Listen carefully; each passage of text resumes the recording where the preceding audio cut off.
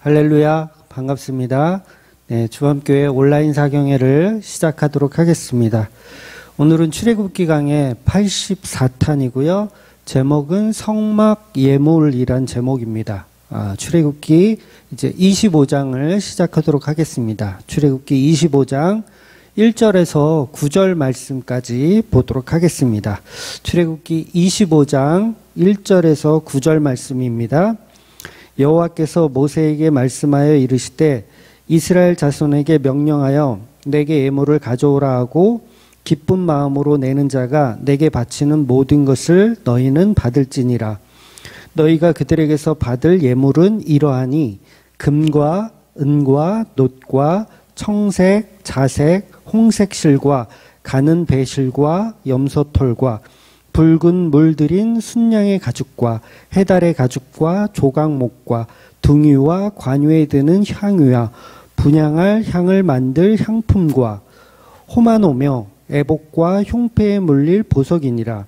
내가 그들 중에 거할 성소를 그들이 나를 위하여 짓되 무릇 내가 내게 보이는 모양대로 장막을 짓고 기구들도 그 모양을 따라 지을지니라. 아멘. 오늘은 하나님께서 성막을 만드는 재료를 예물로 가져오라고 하시는 내용입니다. 그러니까 성막을 다른 말로 하면 뭐 장막이라고도 하고요, 뭐 증거막, 뭐 회막, 그리고 성막 안에도 성소라는 게 있죠. 성소가 있고 지성소가 있고 그래서 명칭은 조금씩 다르고 용도도 뭐 여러 가지 측면에서 이렇게 이름을 여러 가지로 부르지만 제가 혼용해서 사용하더라도 그건 다 같은 장막의 개념을 이야기하는 거니까요. 이해하고 좀 들으시면 좋겠습니다. 그러니까 본문에서 다루어야 할 내용들이 상당히 많아요. 그러나 그 내용들을 이제 차차 조금씩 우리가 보도록 하고요. 오늘은 예물에 관한 어떤 개념 정리만 좀 하고 넘어가도록 하겠습니다. 이런 본문들은, 오늘 본문과 같은 이런 본문들은 우리가 참으로 많이 오해하는 부분이고, 많은 교회들이 이 부분을 잘못 해석하고 잘못 오해해서 헌금을 바치게 하는 도구로 사용하기 좋아하는 본문이 되죠. 그런데 분명한 것은 이 성막 자체는 예수 그리스도를 표현하고 있는 것이라는 걸 최종적으로 성막은 예수 그리스도를 표현하고 있다라고 본문을 이해하고 보셔야 돼요.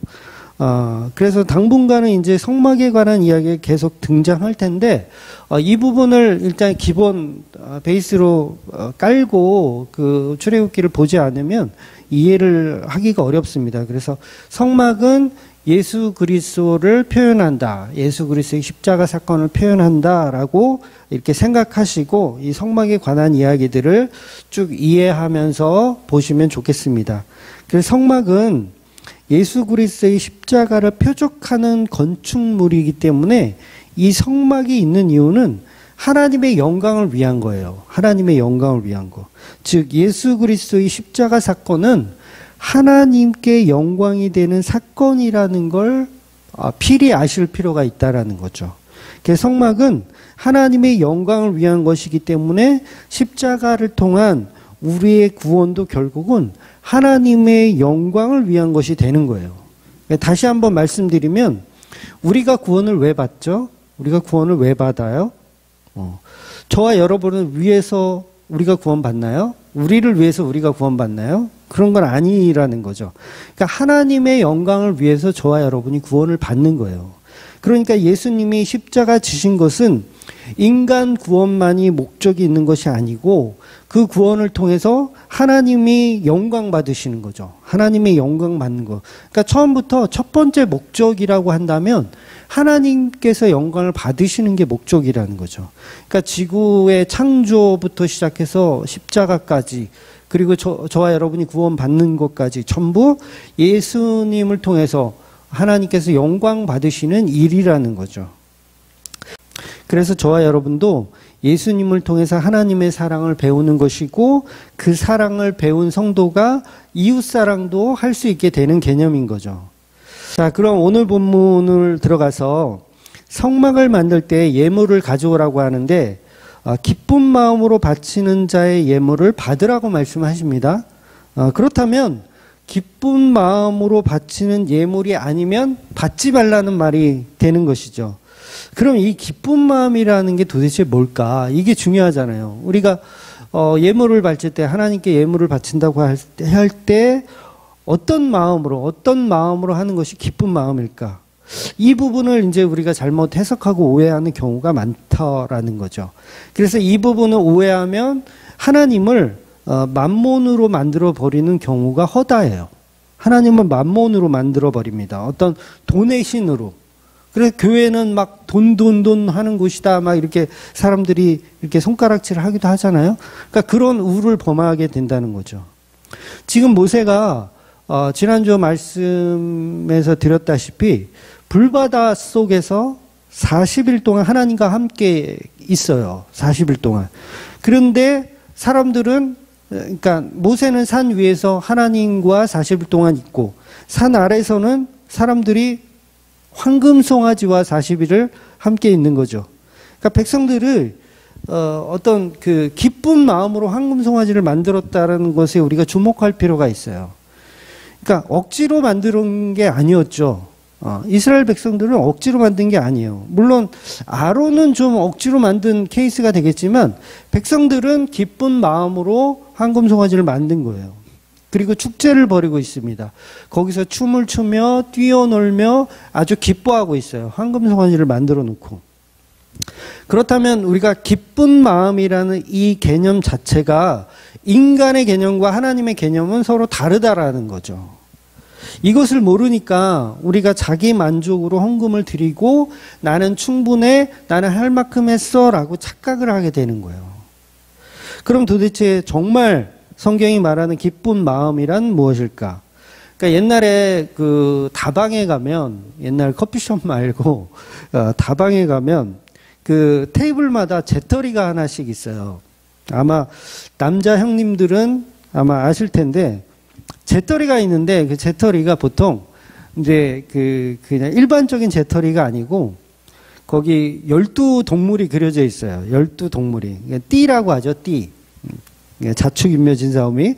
그런 띠가 그려져 있고 거기에 100원짜리 동전을 넣으면 100원짜리 동전을 넣고 버튼을 꾹 하고 누르면 이제 오늘의 운세가 툭 튀어나와요. 종이가 하나가 툭 튀어나옵니다.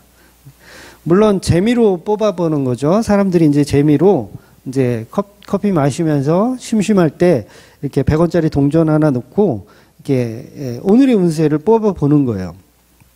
그런데 그 내용이 굉장히 이제 재밌고 잘 맞추는 것 같으면 이제 친구 녀석도 100원짜리 동전을 넣고 또 그 오늘의 운세를 뽑죠.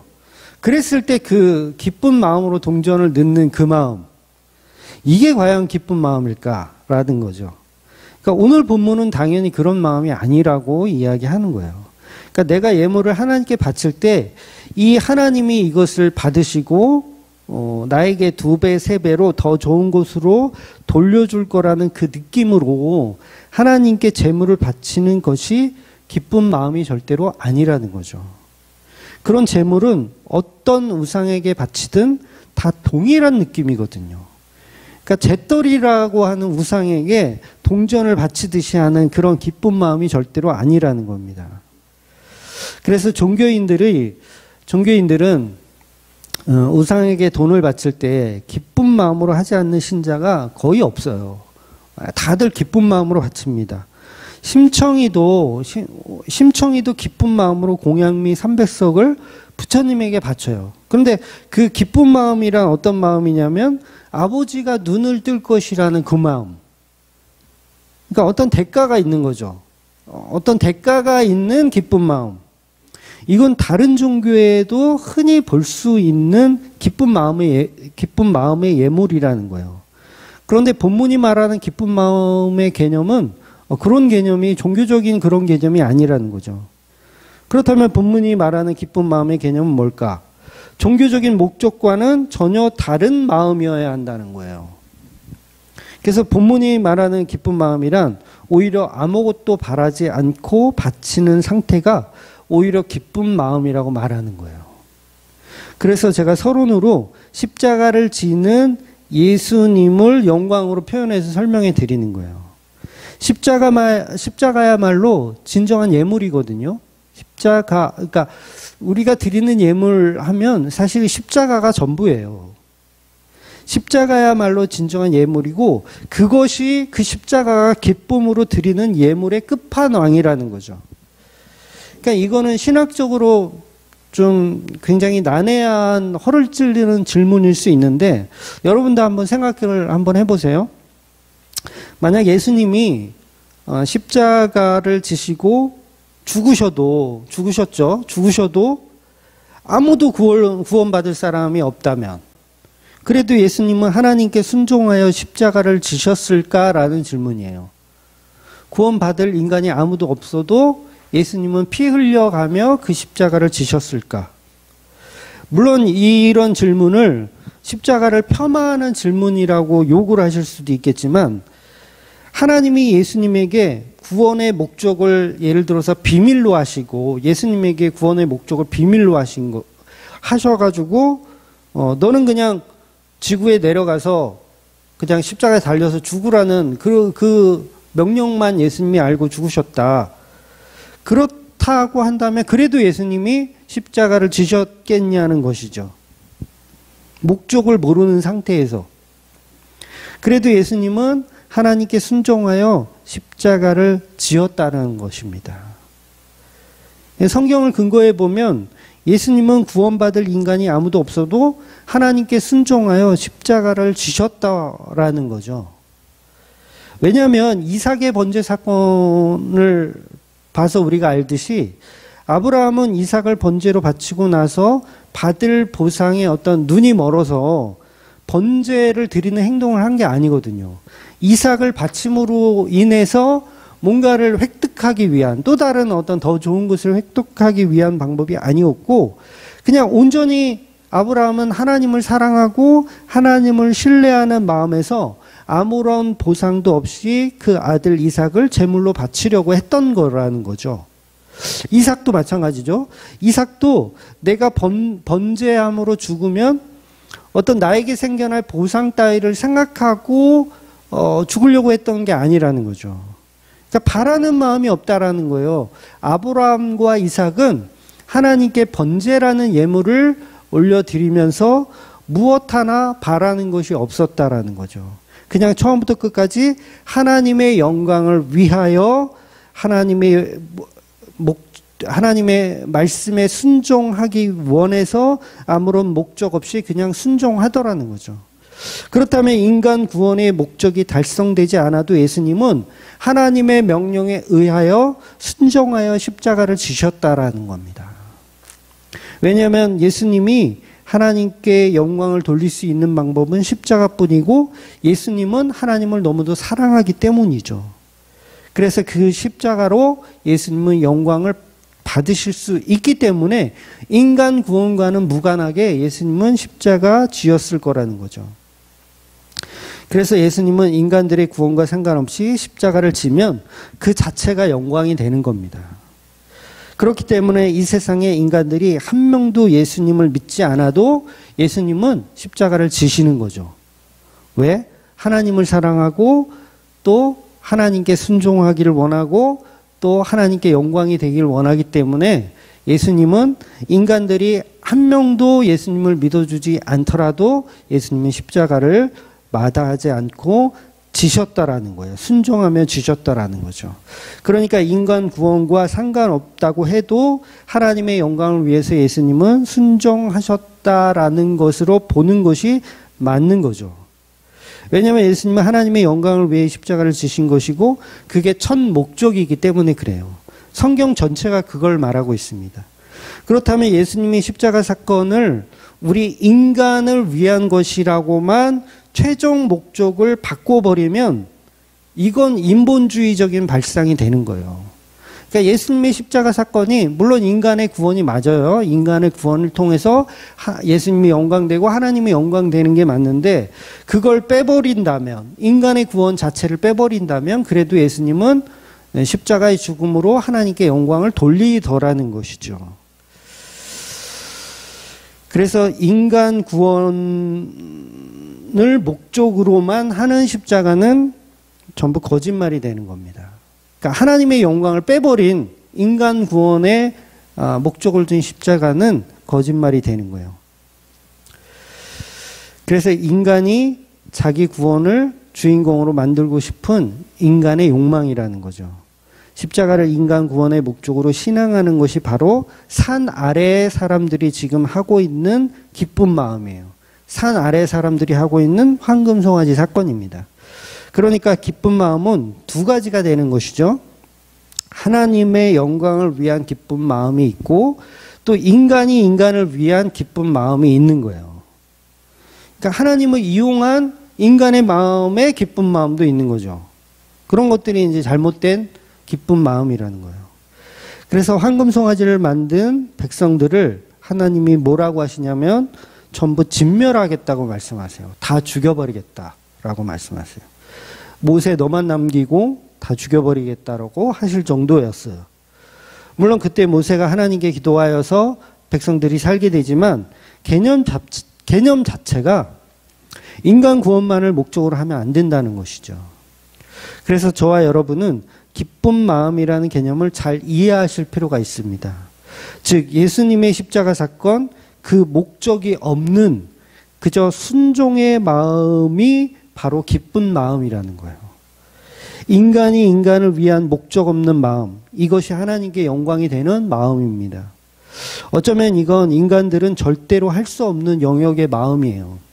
그래서 저와 여러분은 예수님의 은혜로 하나님께 영광을 돌릴 수가 있는 거예요. 예수님의 은혜로 하나님께 영광을 돌릴 수 있는 거예요. 그래서 우리가 드리는 예물로는 하나님께 영광을 돌릴 수가 없고 우리가 드리는 예물은 예수님을 바르게 믿는 게 사실 바른 예물을 드리는 겁니다. 그러니까 헌금이라는 것도 십자가의 은혜를 바르게 아는 자가 할 수 있는 거예요. 그래서 세상 종교에서는 절대로 불가능한 것이 기쁜 마음으로 드리는 예물입니다. 여러분 점을 보러 가서 이제 무당에게 목적 없이 복채를 막 주나요? 이유가 있으니까 주는 거잖아요. 복채를 주는 이유는 이유가 있으니까 주는 거예요. 오늘 본문은 기존의 종교적 예물 방식하고는 완전히 다른 개념을 이야기하는 겁니다. 예전에 제가 회사를 다닐 때 매출이 한 10억 정도 했었던 아주 작은 회사였어요. 1년 매출 한 10억 정도. 근데 대기업 이제 거래를 따면서 수주를 하면서 연 매출이 갑자기 막 100억 가까이가 됐어요. 100억 가까이가. 그러니까 엄청나게 성장한 거죠. 그 대기업 수주를 받으면서. 당연히 회사가 돈이 많아졌고, 땅도 사고, 건물도 짓게 되었어요. 그래서 기공식 하는 날, 이제 왜 기공식 하면 이제 막 그 동네 유지들 막 모아놓고, 막 커튼, 리본 같은 거 자르고 하잖아요. 그야말로 전 직원들이 축제의 날이었죠. 그러니까 돼지머리 이렇게 올려놓고, 그 돼지머리에다 절하고, 또 돼지 코에다 막 10만원짜리 막 이렇게 수표 꽂아놓고, 누구 하나 기쁜 마음이 아니었던 사람들이 없어요. 전 직원이 모두 즐거워하고 기뻐했습니다. 동네 사람들까지도 기뻐했어요. 왜 회사가 잘 되면 이제 월급도 오르고 보너스도 받고 그리고 주위의 상가들도 이제 회사가 커짐으로 장사가 잘 되기 때문에 누구 하나 싫어하는 사람이 없었습니다. 전부 좋아했어요. 그래서 회사가 잘 되면 당연히 직원들에게도 성과급을 주고 또 실제로 성과급도 많이 받았거든요. 다들 즐거워했습니다. 그렇다면 하나님께 드리는 예물의 개념도 이런 개념이 맞느냐는 거죠. 어떤 이런 인간의 즐거움으로 드리는 헌금. 절대 그런 얘기가 아니라는 거예요. 본문이 말하는 예물을 드리는 기쁜 마음이란 내가 지금 돈을 이렇게 드리면, 돈으로 이렇게 도와주면 그 상대가 그 도움을 받아서 나중에 성공해서 그 대가를 막 2배, 3배로 갚아줄 것을 바라는 개념에서 드리는 거. 요게 바로 종교적인 관점이에요.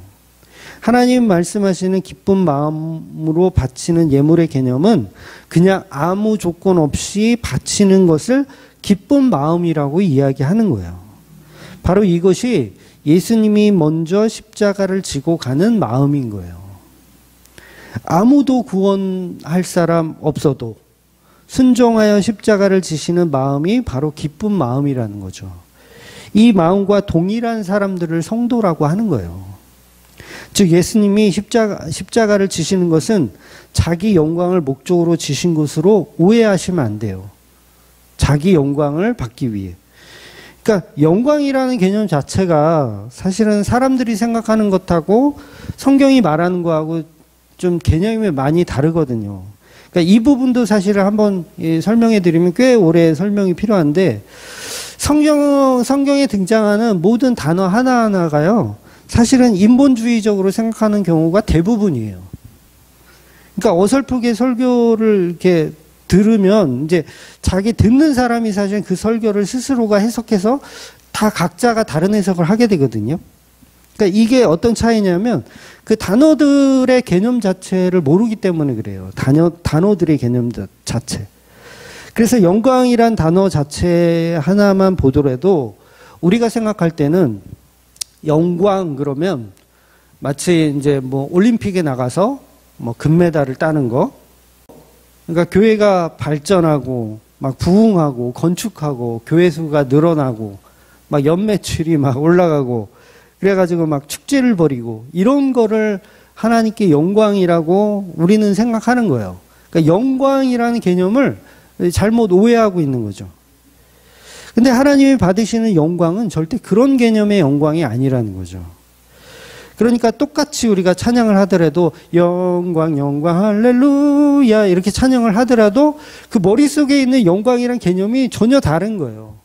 어떤 사람은 막 올림픽에서 금메달 따는 거를 영광으로 생각하고 또 어떤 사람들은 또 어디 가서 상 받는 것을 영광으로 생각하고 이게 전혀 다른 개념으로 이해하고 있다는 거죠. 그러니 영광이란 개념을 종교적, 정치적, 경제적 어떤 우월성으로 생각하는 영광에서 우리는 벗어날 필요가 있다라는 거예요. 보통은 크리스찬들이 막 연예 대상에서 상 받으면 뭐 보통 그렇게 얘기하죠. 이 상을 하나님께 영광으로 바친다고. 그러니까 하나님의 받으시는 영광은 그런 종류의 영광이 전혀 아니라는 거죠. 오히려 세상에 태어나서 이름도 없이 빛도 없이 사라져간 어떤 이가 오히려 하나님께 더 많은 영광을 돌리고 죽는 경우가 허다하다는 거예요. 그래서 우리 기독교는 영광을 한 단어로 표현한다면 단연 십자가라고 표현해야 됩니다. 십자가. 이 십자가에 무슨 어떤 종교적, 정치적, 경제적 우월성이 있나요? 아무것도 없죠. 예수님의 십자가는 세상적으로 어떤 시각으로 보더라도 영광을 오히려 포기하는 모습의 십자가예요. 이걸 우리가 명심할 필요가 있어요. 영광이란 개념은 오히려 우리가 생각하는 인본주의적인 영광을 오히려 포기하는 걸 영광이라고 말해요. 그러니까 교인들이 생각하는 십자가 영광의 개념도 보통 이런 게 있죠. 막 지긋지긋한 인생, 인간의 삶을 끝내고 하나님의 자리로 영광 가운데 하나님의 자리로 가자는 의미로 생각해요. 죽어서 천국 가자. 막 그래서 그게 영광이다. 뭐 그런 경우 그렇게 생각하는 경우가 있는데 십자가의 영광은 그런 의미도 아니에요. 철저히 버림받음의 자리로 가는 데에 불구하고 순종해야 하는 자리. 요걸 하나님의 영광의 자리라고 하는 거예요. 그러니까 내가 철저히 버림받는 자리로 가는데 그걸 순종해요. 그걸 영광이라고 한다고요. 굉장히 좀 어렵죠. 그래서 십자가만 하나님께 영광이라고 말해도 과언이 아닌 거예요. 십자가의 영광은 결국 예수님께서 하나님께 버림을 받아서 죽는 겁니다. 예수님이 하나님께 버림을 받아 죽는 자체, 그게 영광이라는 거예요. 그걸 하나님이 영광으로 만들어 버리시는 거예요. 그러니까 우리가 얼마나 많이 하나님의 영광을 오해하고 있습니까? 신부된 교회를 만들어내는 것, 이것을 영광이라고 정의하는 거예요. 그래서 그 저주의 십자가에 죽어서 신부된 교회가 만들어지는 걸 영광이라고 하는 거예요. 그러니까 예수님의 저주받은 피, 보혈의 피로 만들어준 역사. 그러니까 예수님이 죽었어요. 십자가에 죽어서 피를 흘려요. 그 피는 어떤 피냐면 저주받은 피예요. 가치 없는 피예요. 근데 그 가치 없는 피를 보혈의 피로 만들어 주시는 것. 이게 바로 영광의 개념인 거죠. 그러니까 저와 여러분은 영광의 개념을 저주로 이해하고 있어야 된다는 거예요. 저주받는 삶을 오히려 영광이라고 이해하고 있어야 된다는 거죠. 그래서 막말로 얘기해서 쉽게 말씀해 드리면 스데반 집사가 설교 한 번 하고 돌 맞아 죽어요. 그 자체가 굉장히 영광스럽게 죽은 거예요. 전혀 다르죠. 우리가 아까 설명드린 대로 올림픽 가서 금메달 따면 하나님께 영광 돌립니다. 이게 영광인 것 같은데 성경은 그게 영광이 아니고 오히려 예수님을 말하고 하나님을 말하다가 돌에 맞아 죽는 상태가 영광이다라고 얘기하더라는 거예요. 그런데 그걸 영광이라고 생각하는 교인들이 몇 명이나 되냐는 거죠. 전부 교회 부흥과 발전, 경제적 우위에 서는 걸 영광이라고 생각하더라는 거죠. 그런데 우리가 경제적으로 지식적으로 성공하는 삶이 영광이 절대 아니라는 거죠. 그러니까 보통 이제 목사님들이 젊은 청년들에게 비전을 품고 열방을 향해서 높은 자리에 올라가라. 그래서 세상을 호령하고 세상에게 지위를 갖고 정말 그래야지 하나님께 영광이 된다. 네가 국회의원이 되고 네가 대통령이 돼봐라. 하나님의 그 영역을 얼마나 더 아름답게 표현할 수 있느냐라는 식으로 가리키는데 그게 오히려 영광을 가리는 마귀적 발상의 가르침이라는 거예요. 고집 꼭대기에 올라가라는 말씀은 바벨탑을 쌓으라는 얘기와 동일합니다. 바벨탑을 쌓으라는 거예요. 그렇다고 세상에서 막 대충 살라는 말이 아닙니다. 그렇게 세상에서 우위에 서는 것이 하나님께 영광이 되는 삶이 아니라는 거예요. 오히려 바벨탑을 부수어라 라고 얘기해야 되죠. 오히려 바벨탑을 부수어라. 탑을 쌓지 말고 너희 이름을 드높이려고 하지 마라 라고 가르쳐야 한다는 거죠. 그래서 예수님이 재림하실 때 구름을 타고 오셔서 믿지 않는 자들을 불러 심판하는 것이 과연 이게 예수님께 영광입니까? 영광은 신부된 교회를 만들어 결혼하는 것을 영광이라고 얘기하는 거예요. 그래서 그 신부는 저주받은 고아이고 가난하며 나그네이며 과부예요. 그런데 어떻게 우리가 세상에서 성공하는 것을 하나님께 영광 돌린다라고 엉뚱한 교리를 만들어낼 수 있냐는 것이죠. 그래서 40장에 가면 이 성막에 하나님의 영광이 가득하다는 표현이 있어요. 이 영광이란 이 표현이 왜 이 성막 안에 가득하다는 표현을 합니까? 영광이란 표현을 하려면 사막에서 천막을 쳐놓고 영광이란 표현을 하면 안 되고 정말 바벨과 같은 어떤 그런 대도시에 넓은 신도시에 으리으리한 성전을 짓고 만들고 나서 거기에 하나님의 영광이 임하셨다 이렇게 표현해야 되는데 겨우 오늘 본문의 내용을 보면 뭐 염소털, 가는 배실, 그 다음에 해달의 가죽, 이거 얼마나 해달의 가죽 냄새 나겠어요. 냄새 나는 해달의 가죽, 양가죽, 이런 것으로 만든 성막에 영광이 가득하다는 표현이 있는 거예요. 그러니까 이거는 그 영광이 아니었던 거죠. 출애굽기 40장 34절 35절 보겠습니다. 구름이 회막에 덮이고 여호와의 영광이 성막에 충만하매 모세가 회막에 들어갈 수 없었으니 이는 구름이 회막 위에 덮이고 여호와의 영광이 성막에 충만함이었으며. 도대체 그럼 여호와의 영광이란 뭐냐는 거죠. 이 성막 속에 신부된 어린 양 예수의 십자가를 통한 신부된 교회가 있기 때문에 이것을 하나님께 영광이라고 표현하고 있는 거예요. 저와 여러분 속에 십자가에 죽은 그 신랑 예수 그리스도가 있다면 그것은 바로 하나님께 영광이 되는 상태라는 거예요. 그러니까 저와 여러분의 마음속에 막 탐욕이 가득해요. 이 세상에 성공이 가득하고 이 세상에 높은 자리가 가득 들어 있어요. 그러면 이건 영광의 상태가 아닌 거예요. 내가 요번에 금메달을 꼭 따야지라는 마음이 가득 들어 있으면 이건 영광이 아닌 거예요.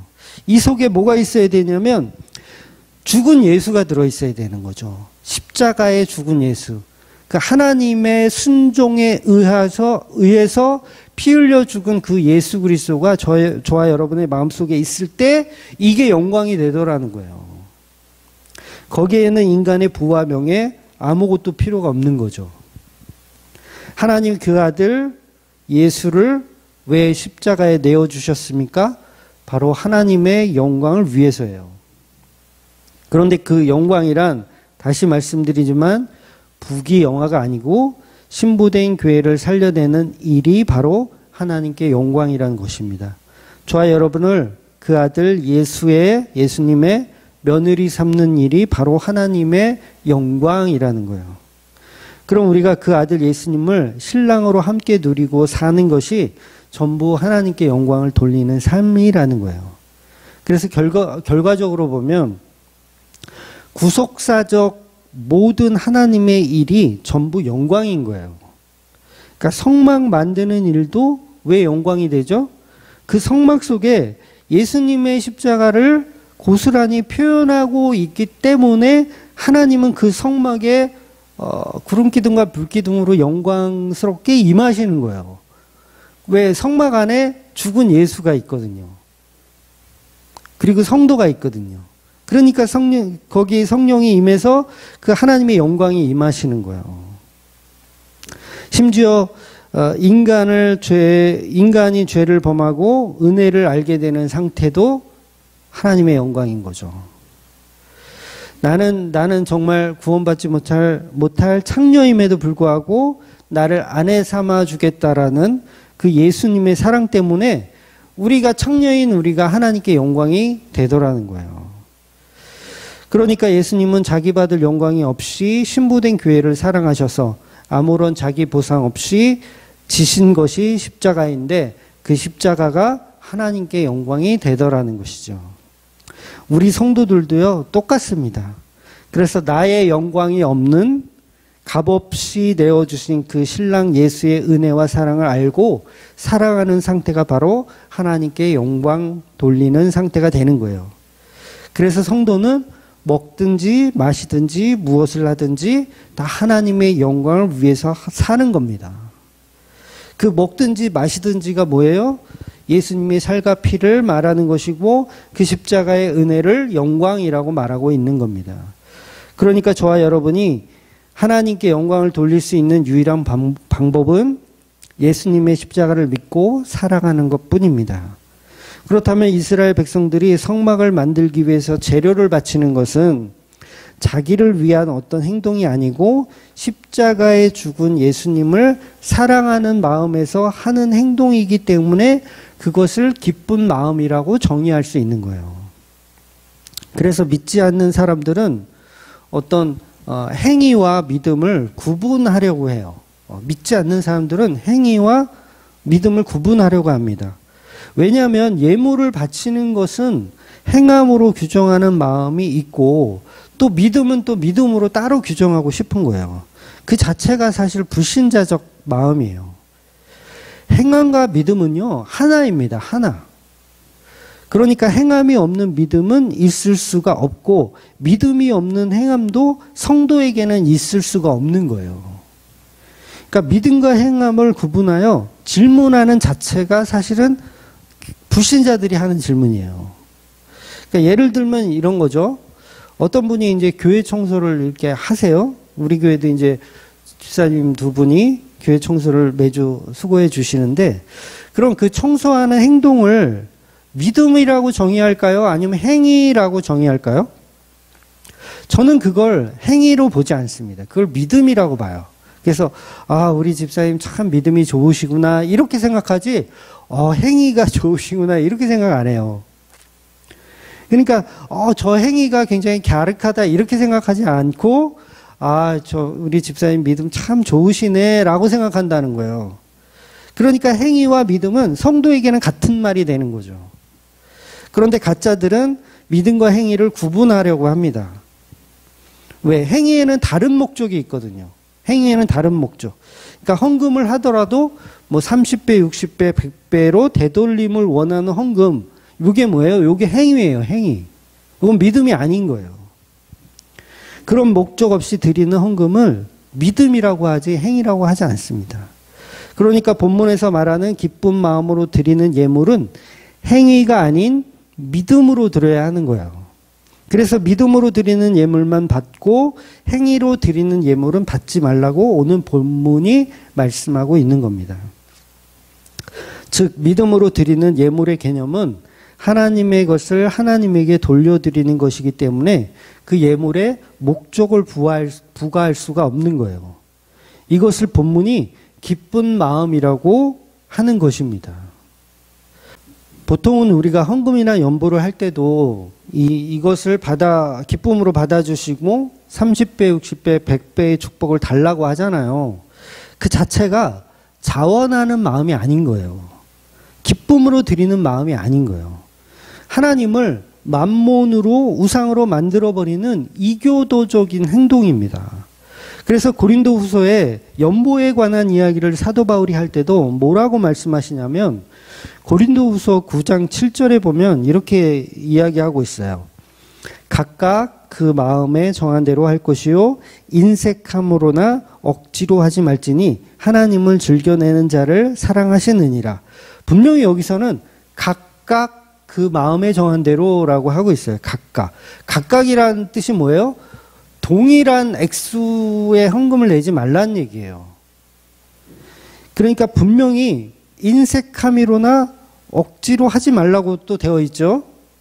그러니까 억지로가 뭐예요? 억지로가 내가 싫은데 하는 게 이제 당연히 억지고, 이 말은 무슨 얘기냐면 마치 투기나 어떤 투자하듯이 이렇게 헌금하지 말라는 얘기예요. 투자하듯이 연보하지 말라. 여러분 주식 투자 그 용어 중에 물타기라는 게 있어요. 물타기. 그러니까 분명히 이 회사는 부채도 없고 그 다음에 매출도 좋고 성장성도 있고 가치성도 있어요. 그래서 정말 좋은 회사구나 생각해서 그 회사 주식을 샀어요. 그런데 이유가 어땠는지 모르겠는데 이상하게 다 좋은데 주식이 자꾸 오르지 않는 거예요. 그러니까 수급의 문제인지 모르겠는데 자꾸 주식이 떨어져요. 그러니까 한 달 지나고 두 달 지났는데도 오르지 않고 계속 떨어지는 거예요.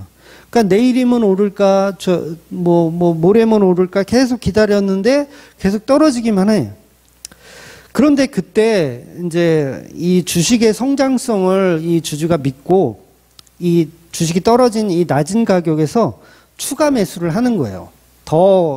오히려 더 쌀 때 많이 산다 해가지고 평단가를 낮추면서 자기가 산 평단가를 낮추면서 주식을 더 사들이는 개념. 요게 이제 주식에서 물타기라고 하는데요. 그러면 이 주주는 이 회사의 성장성을 믿기 때문에 있는 돈 없는 돈을 끌어다가 다 물타기를 하는 거죠. 바로 이 물타기의 개념이 억지로 하는 개념이 되는 거예요. 억지로 하는 개념.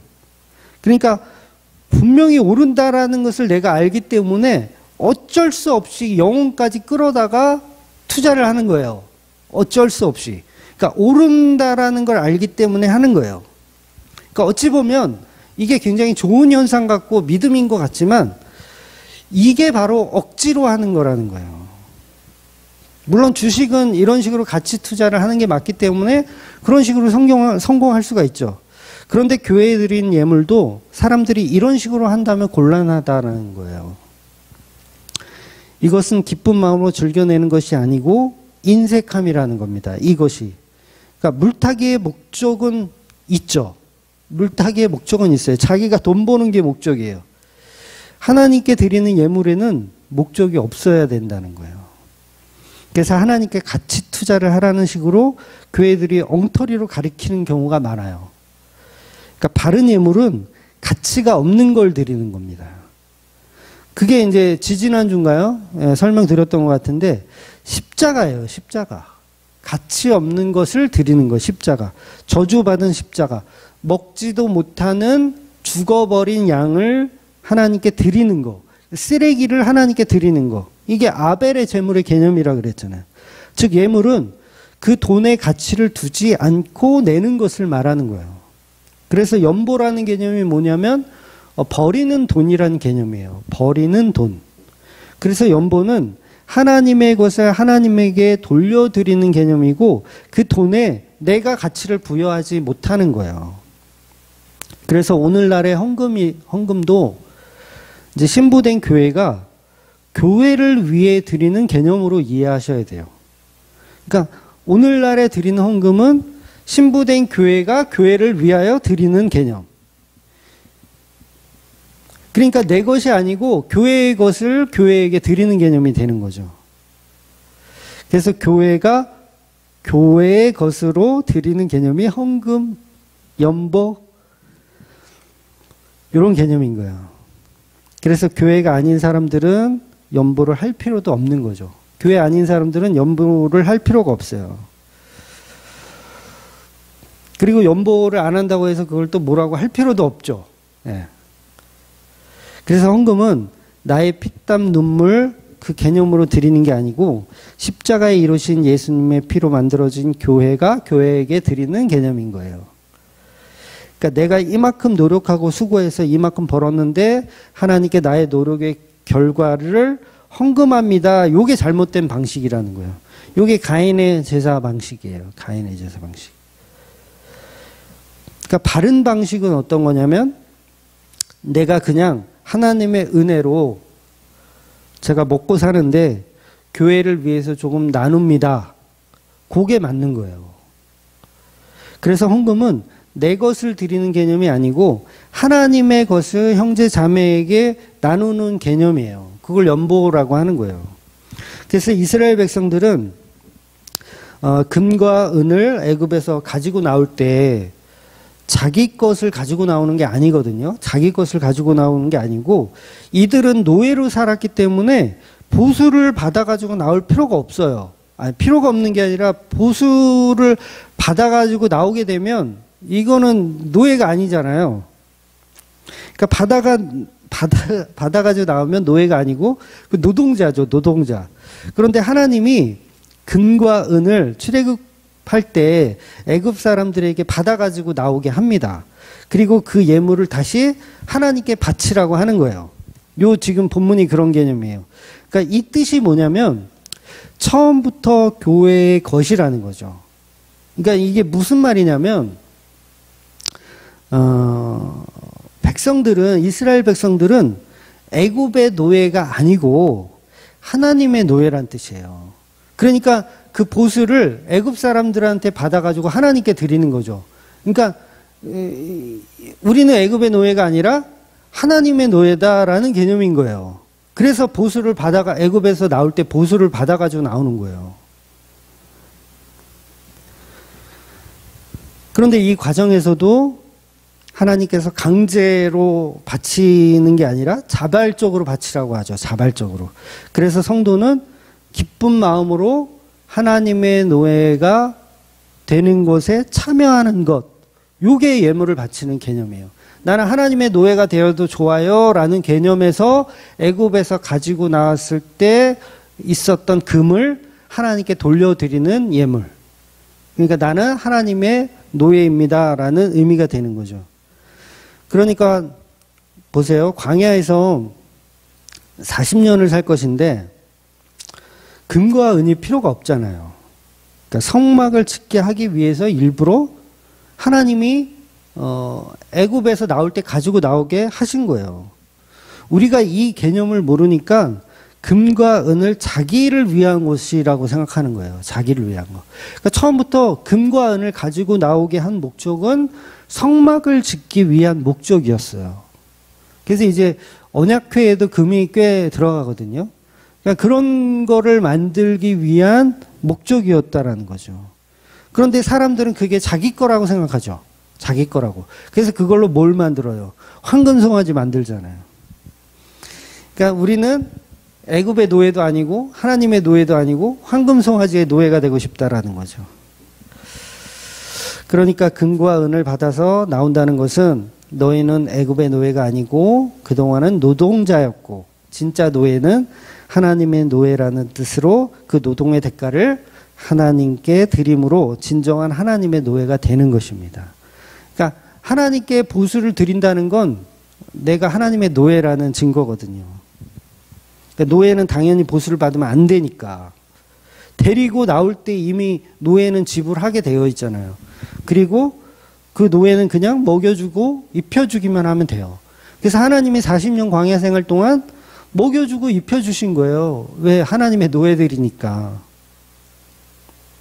그래서 지금 이스라엘 백성들이 하나님께 예물을 바친다는 건 어떤 목적이 있는 게 아니라 나는 당연히 이 노예니까 하나님의 것을 하나님께 드리는 개념, 이게 예물이라는 거죠.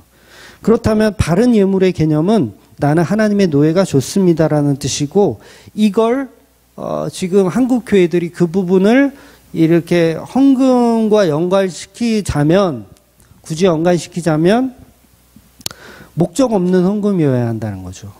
나를 위한 목적이 없는 연보여야 한다는 거예요.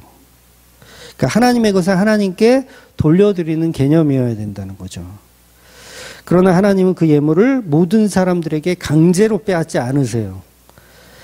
진정한 신부라면 자발적으로 신방을 꾸미기를 기뻐하기 때문에 그래요. 그러니까 예물을 갖다 바치는 걸, 이게 신방 꾸미는 개념이잖아요. 이게 성막을 짓는다는 건 신랑된 예수 그리스도와 신부된 이스라엘 백성들이 만나서 신방을 꾸미는 장소. 그러니까 그 장소에 하나님이 영광을 받으시는 장소인 거잖아요. 그래서 신방을 꾸미는 상태이기 때문에 기쁜 마음으로 예물을 가져올 수 있다라는 거죠. 그러니까 이 기쁜 마음이라는 개념이 완전히 다르죠. 그래서 예물은 자유롭고 기쁜 마음으로 자원하는 물건들이지 절대 의무로 드리는 게 아닙니다. 그래서 오히려 오늘은 자원하는 마음이 아니면 받지 말라는 식으로 말씀하시는 거예요. 그래서 보통 교회에서 건축 같은 거 할 때 이제 의무적으로 이제 계좌를 작성하라고 이렇게 하는 교회가 있잖아요.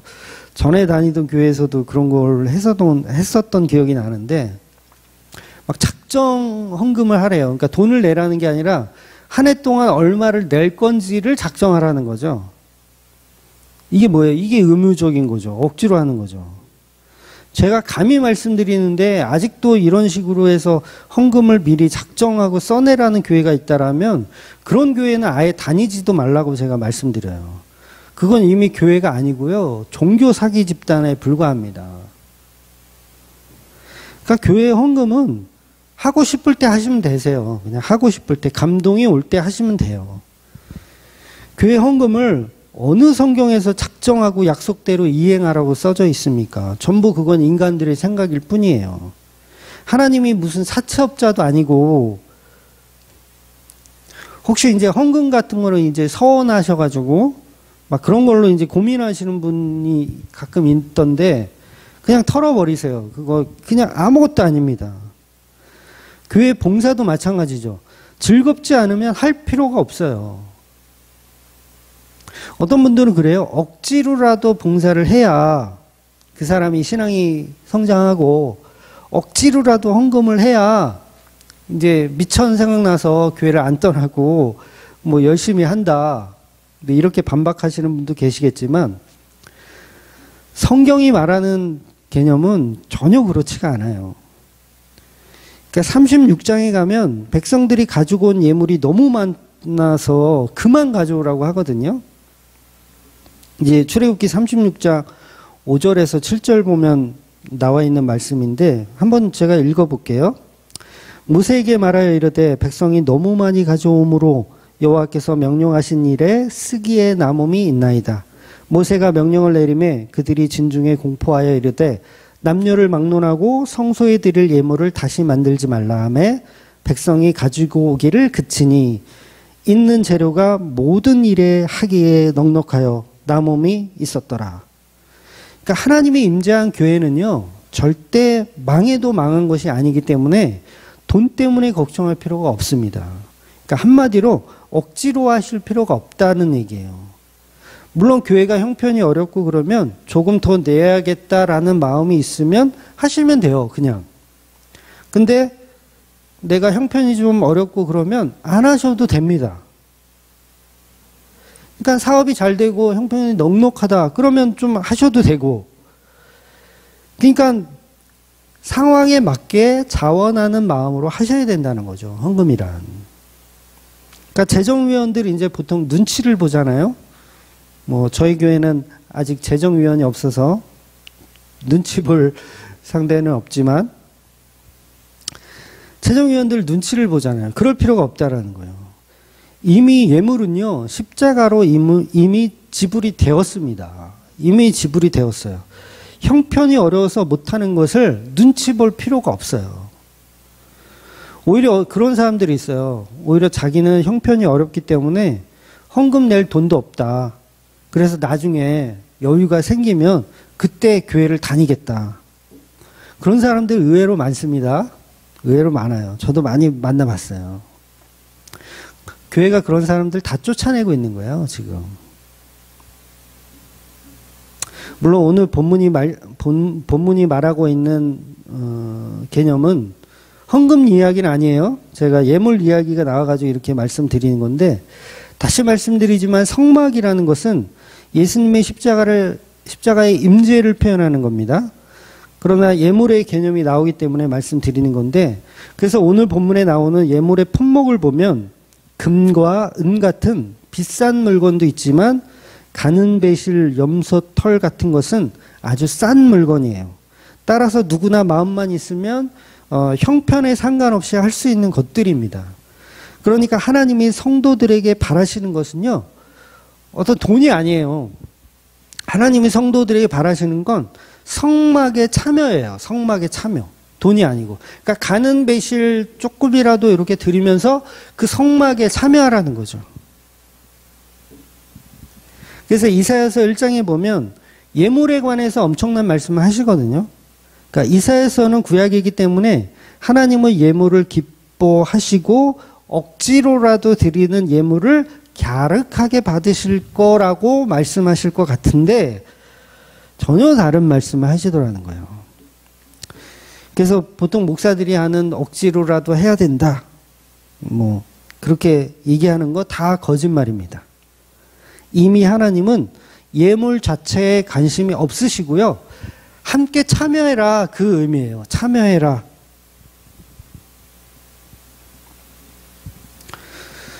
그래서 오늘 본문의 예물 자체가 예수님이 표현하는 십자가의 모형이기 때문에 그 십자가 안에 참여하라는 거예요. 참여하라는 거. 그러니까 돈이 없어도 신앙생활을 하실 수가 있다라는 거죠. 이사야서 1장 11절에서 17절까지 14절까지만 제가 한번 읽어드릴게요. 여호와께서 말씀하시되 너희의 무수한 재물이 내게 무엇이 유익하뇨? 나는 순양과 번제와 살찐 짐승의 기름을 배불렀고 나는 숫송아지나 어린 양이나 숫 염소의 피를 기뻐하지 아니하노라. 너희가 내 앞에서 보이러 오니 이것을 누가 너희에게 요구하였느냐? 내 마당만 밟을 뿐이라. 헛된 재물을 다시 가져오지 말라. 분향은 내가 가증히 여기는 바요. 월삭과 안식일과 대회로 모이는 것도 그러하니 성회와 아울러 악을 행하는 것을 내가 견디지 못하겠노라. 내 마음이 너희의 월삭과 정한절기를 싫어하나니 그것을 내게 무거운 짐이라 내가 지기를 곤비하였느니라. 보세요. 하나님은 재물을 싫어하신다고 말씀하셨어요. 재물을 싫어하신대요. 참여하라는 거예요. 참여. 재물을 가져오라는 얘기가 아니라 참여하라는 거예요. 그러니까 지금도 이제 그 뭐 월상 예배 이런 거를 하는 교회들이 좀 있나 본데 그런 질문들이 가끔 올라와요. 엉터리입니다. 엉터리. 신부된 교회로 예수를 보지 못하면 헌금을 보는 거예요. 아무것도 아닌 곳에 집중하게 되는 거예요. 그러니까 왜냐하면 이런 예물들은 오늘 본문의 성막도 마찬가지고요. 전부 예수님을 표현하는 내용인데 그 뜻을 알아먹지 못하니까 어떤 종교적 열심으로 섬기면 그게 나 자신을 섬기게 되는 거예요. 그걸 우상숭배라고 하는 겁니다. 그러니까 구약의 하나님도 종교적 열심만 있는 성전을 파괴하라고 지금 이야기하는 것이고, 예수님도 복음서에서 성전을 채찍으로 파괴하신 거죠. 그래서 오늘 본문에서 보는 것처럼 성막의 재료는 하나님이 다 결정을 하십니다. 앞으로 보게 될 성막의 어떤 구조 또한 마찬가지예요. 절대 인간들과 상의하지 않아요. 그러니까 하나님이 다 만들어 놓으면 너희는 거기에 참여하라는 거죠. 그래서 인간들과 상의해서 결정하는 게 없다라는 거죠. 재료도 하나님이 정하시고 구조도 하나님의 명령입니다. 그렇기 때문에 예수 그리스도의 구속사적 역사는 하나님이 처음부터 계획하시고 실천하는 것이지 인간이 개입하는 영역은 없는 거예요. 그저 우리는 하나님이 이루시는 십자가의 구속사에 기쁜 마음으로 참여하면 됩니다. 예물이 있으면 있는 대로, 없으면 없는 대로 참여하면 되는 거예요. 우리의 진정한 예물은 오직 예수 그리스도의 십자가이기 때문입니다. 그래서 교회에서 신앙생활을 할 때도 참여의 의의가 있는 거지, 이게 1,000원짜리를 내든 10,000원짜리를 내든 10만원짜리를 내든 100만원짜리를 내든 그건 의미가 중요한 게 아니에요. 그건 형편대로 마음에 오는 대로 교회를 사랑하는 마음으로 하시면 되는 거예요. 그런데 그것 때문에 신앙생활을 못하는 어리석음을 범하지 말으셔야 되고, 또 많은 돈을 헌금했다고 해서 그것을 자기 가치 삼아 자기를 하나님께 영광 돌렸다라는 착각에서 벗어나셔야 한다는 겁니다. 결국 성막은 신랑 대신 예수님을 만나는 장소라는 것. 그래서 기쁨으로 그 장소를 꾸미는 거예요, 우리가. 마치 신방을 꾸미듯이 기쁨으로 꾸려 나가는 거예요, 교회들이. 그러니까 그 기쁨에 참여하는 저와 여러분이 되시기를 주의 이름으로 축원드리겠습니다. 아멘.